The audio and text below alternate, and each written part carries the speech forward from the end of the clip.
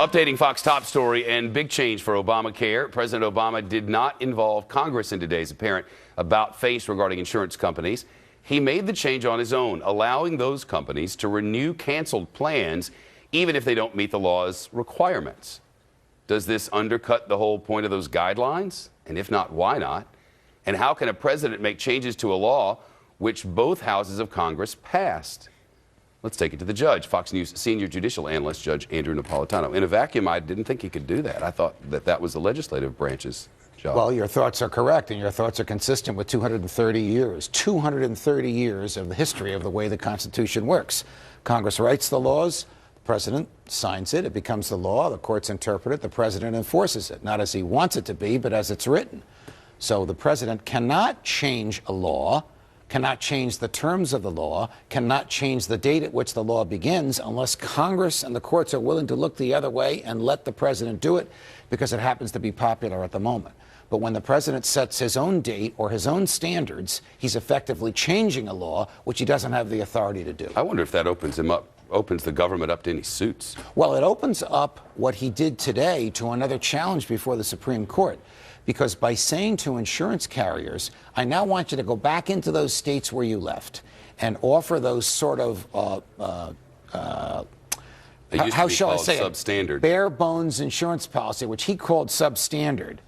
And the insurance carriers now don't want to offer those because they still have to offer in the same states the Obamacare policies, which cost more, and they're not getting enough money on those.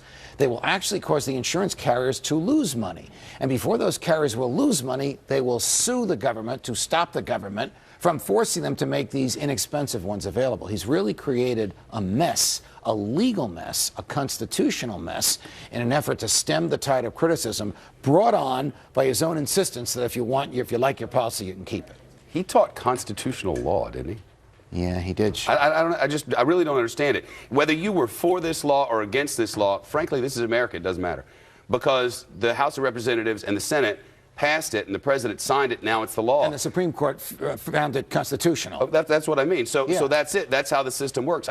There are a bunch of people screaming at you and your poll numbers are dropping. I don't understand. I don't get it. This president, and in fairness to him, a lot of presidents have done it. He seems to be doing it more than anybody else. Thinks that he can change things on his own. Bomb Libya, kill Gaddafi on his own. Congress said, wow, Gaddafi's a monster. We don't care about that. We'll let him do it. So the more changes the president does, the more Congress looks the other way, the more the fabric of the nation is assaulted when the president is effectively rewriting laws because the rewritten part happens to be popular at the moment.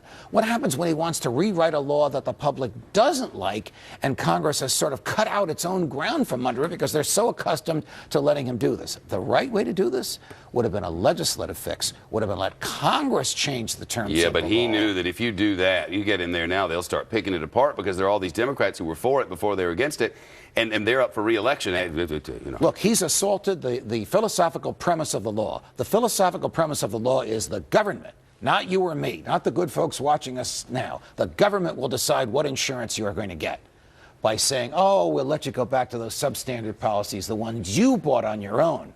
He's attacked the very basis of the law that was to have been his legacy. I bet this ain't over. Oh, no, not at all, not at all. Because the Democrats can't live with it, the Republicans can't live with it, and there's going to be more challenges to it in the courts. We have breaking, Judge. Okay. Let's get to